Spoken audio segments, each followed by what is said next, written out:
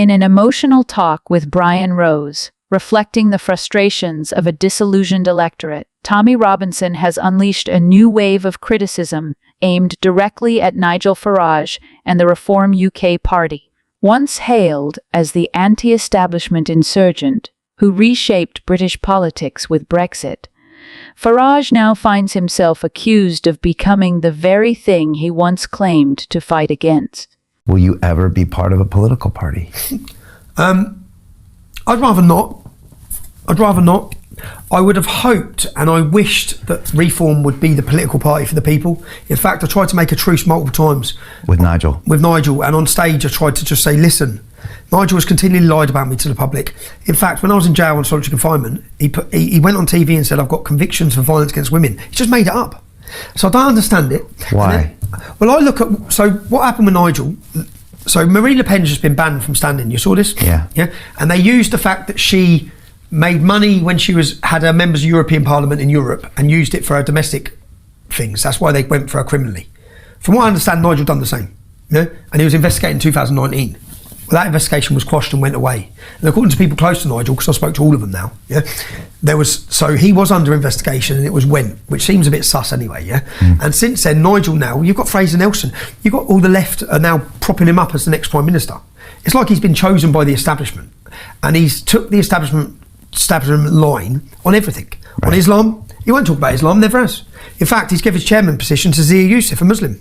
And then what's he done since then? He said Shamina Begum wants to come back. Then what's he said? That we need to prepare for the Islamic demographic majority. This is his words. By 2050, we can't alienate Islam because they're going to become so dominant. Well, Nigel, we need to stop that shit. Yeah? Let's not hold up the white flag. I want a leader that's going to stop it. And then people make the excuse, oh, he's just trying to get into power. He's trying to get in power by filling his party with the same establishment figures that betrayed us for the last 20 years. Right. So I get frustrated and I wish Nigel was the solution. And I tried to make peace. And I wish, when Nigel came out and said that he's not bothered about the demographic replacement in this country, which means he's not bothered that white English people will become a minority in England. Well, I am. And so are the vast majority of this country. And what we saw in the polling this week is that majority of people who also understand Islam needs stopping. Yeah, and someone needs to challenge it. Right now, Reform will kick you out of their party if you speak about Islam. It's bad for their brand at this point, or they think it is. But it's not bad for the brand because the public want it. It's not bad for the brand, it's bad for the establishment. Right. Because the establishment don't want to deal with this. Yeah? They want to hide from it.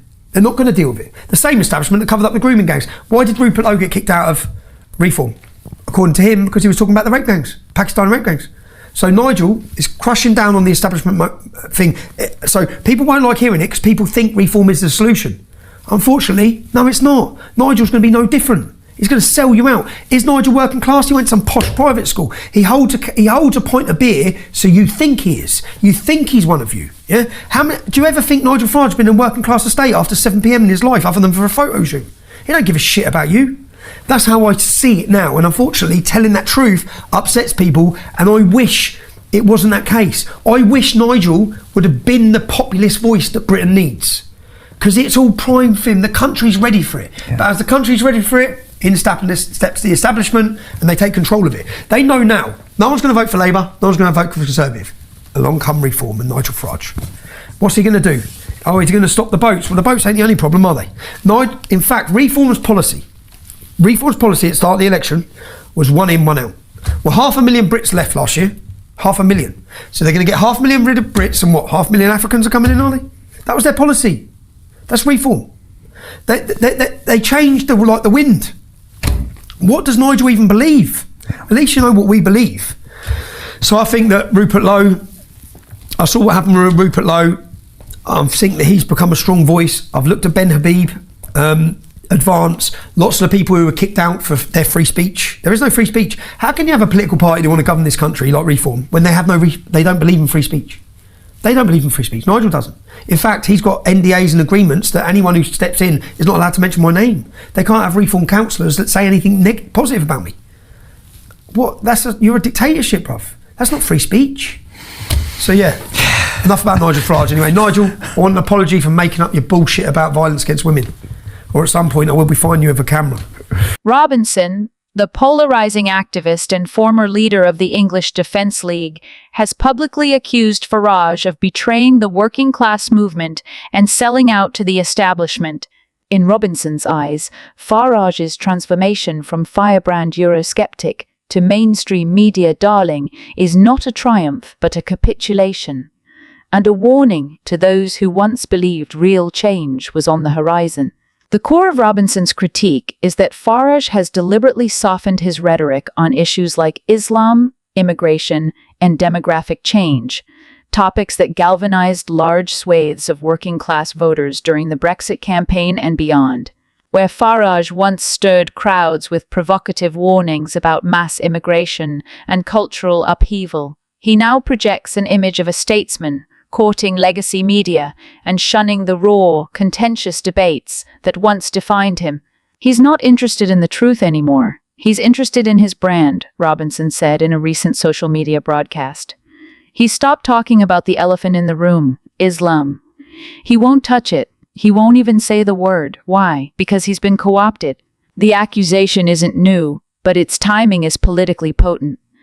As Farage flirts with a return to frontline politics, potentially as a future prime ministerial candidate under the Reform UK banner, Robinson's warning lands like a shot across the bow of the populist right.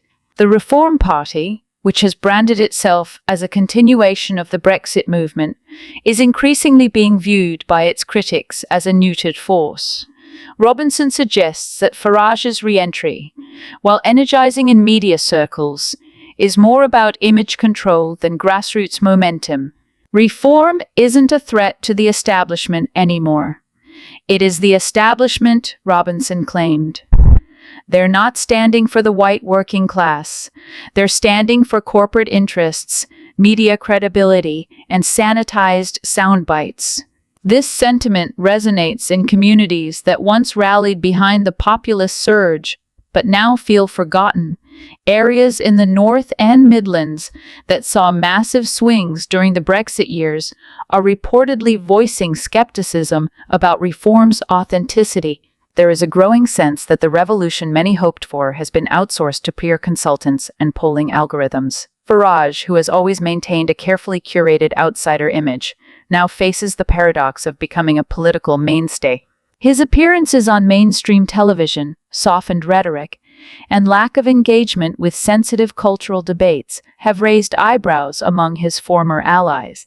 At the heart of Robinson's frustration is the allegation that Farage refuses to speak openly about what he terms demographic replacement, a controversial and racially charged concept that suggests native Britons are being systematically replaced by immigrants, particularly Muslims. Farage has conspicuously avoided such language in recent appearances, instead focusing on broader topics like energy independence, economic reform, and NH inefficiencies. To his critics on the right, this is a betrayal of the populist spirit. Nigel knows what's happening, Robinson insists. He knows the numbers. He knows the birth rates. But he won't say a word because he's been told not to. Whether one agrees with Robinson or not, the charge taps into an undercurrent of distrust among those who feel censored and ignored. For many of these voters, the discussion around Islam, integration, and cultural identity isn't just about race or religion. It's about national survival. And they believe that by ducking the issue, Farage is playing into the hands of a political class that would rather bury those concerns under the weight of political correctness. Robinson's attack on Farage reveals a deeper fracture within the populist right. Once united by the Brexit referendum and a common enemy in Brussels, the coalition of disaffected voters, free speech advocates, and anti-globalists now seems to be splintering over questions of loyalty, strategy, and who really speaks for the people. Some see Farage's new approach as savvy, a necessary evolution to appeal to a broader electorate and achieve real political influence. Others, like Robinson, view it as betrayal, proof that even the loudest voices of dissent can be absorbed, pacified, and ultimately controlled. As Britain lurches toward another potentially seismic election cycle, the right finds itself at a crossroads. Will Reform UK channel the energy of the populist uprising, or will it become a hollow brand name, the political equivalent of Brexit beer without the alcohol? If Farage does rise to the top again, it may not be as the radical outsider but as a polished gatekeeper.